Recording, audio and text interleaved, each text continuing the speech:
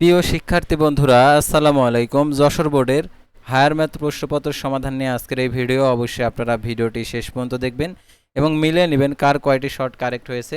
তাই ভিডিওটি অত্যন্ত গুরুত্বপূর্ণ আপনার জন্য, কারণ যশোর বোর্ডের যে প্রশ্নপত্রটা হয়েছে এটা সম্পূর্ণ হার্ড প্রশ্নপত্র হয়েছে।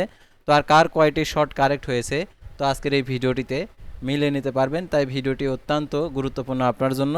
তো ভিডিও শুরুর প্রথমে আপনি যদি এইচএম এক্সপ্লেইন এই চ্যানেলে নতুন দর্শক হয়ে থাকেন তাহলে অবশ্যই আমাদের এই চ্যানেলটিকে সাবস্ক্রাইব করে রাখবেন, notification bell button all press করে রাখবেন, ভিডিওটিতে লাইক করে দেবেন।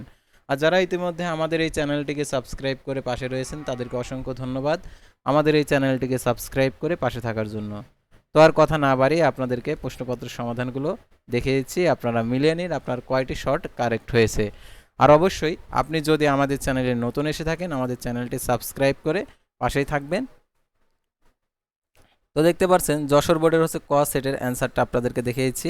তো দেখতে পাচ্ছেন একের হচ্ছে খ, দুইয়ের দেখতে পাচ্ছেন এখানে গ, ক, তিনের হচ্ছে খ গ, তারপরে দেখতে পাচ্ছেন চারের হচ্ছে গ, পাঁচের হচ্ছে ক, তারপরে দেখতে পাচ্ছেন 11-র হচ্ছে খ, 10-এর হচ্ছে ক, তারপর 9-এর হচ্ছে ক, তারপর 8-এর হচ্ছে খ, 7-এর হচ্ছে ক, 6-এর হচ্ছে গ। তো তারপরে যশোর বোর্ডের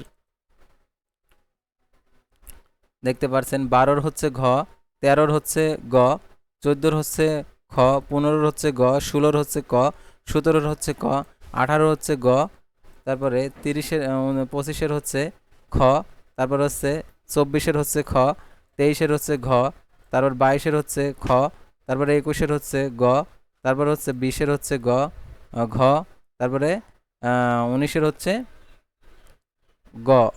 এই ছিল সাধারণত যশোর বোর্ডের অ্যান্সার। পরবর্তী ভিডিওতে অন্য বোর্ডের অ্যান্সার দেখতে পাবেন। আল্লাহ হাফেজ।